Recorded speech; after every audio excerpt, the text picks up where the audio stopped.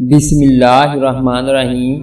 ایک دفعہ حضرت عمر رضی اللہ تعالیٰ عنہ دربار کا وقت ختم ہونے کے بعد گھر آئے اور کسی کام میں لگ گئے۔ اتنے میں ایک شخص آیا اور کہنے لگا، امیر المومنین، آپ فلاں شخص سے میرا حق دلوا دیں۔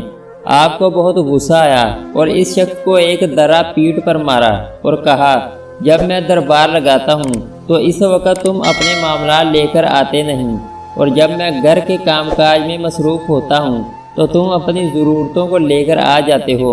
بعد میں آپ کو اپنی غلطی کا اندازہ ہوا تو بہت پریشان ہوئے اور اس شخص کو بلوایا اور اس کے ہاتھ میں درہ دیا اور اپنی پیٹھ آگے کی کہ مجھے درہ مارو، میں نے تم سے زیادتی کی ہے۔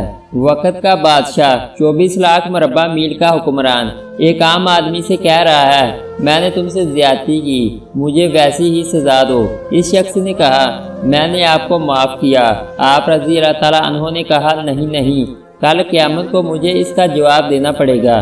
تم مجھے ایک درہ مارو تاکہ تمہارا بدلہ پورا ہو جائے۔ آپ رضی اللہ تعالیٰ عنہ روتے جاتے تھے اور فرماتے جاتے، اے عمر، تو کافر تھا، ظالم تھا، بکریاں چراتا تھا، خدا نے تجھے اسلام کی دولت سے مالا مال کیا اور تجھے مسلمانوں کا خلیفہ بنایا۔ کیا تو اپنے رب کے احسانوں کو بھول گیا؟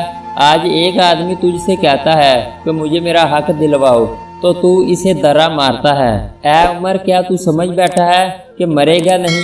کل قیامت کے دن تجھے اللہ کو ایک ایک عمل کا حساب دینا پڑے گا۔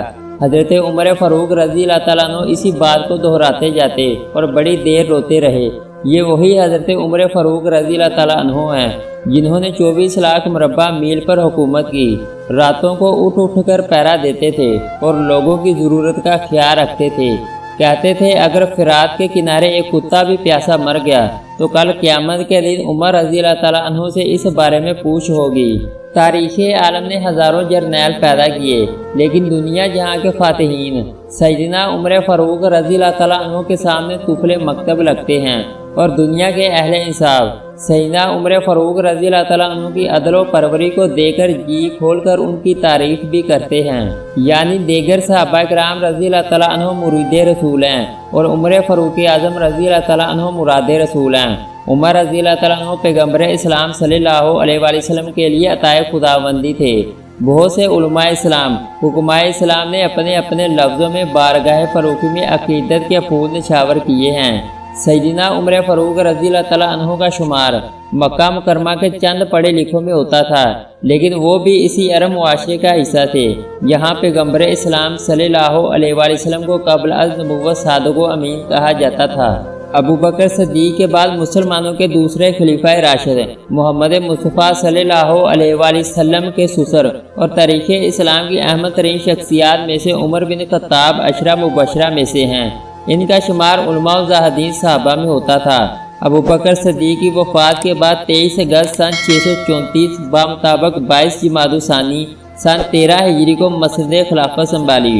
عمر بن خطاب ایک باعظمت، انصاف پسند اور عادل حکمران مشہور ہیں۔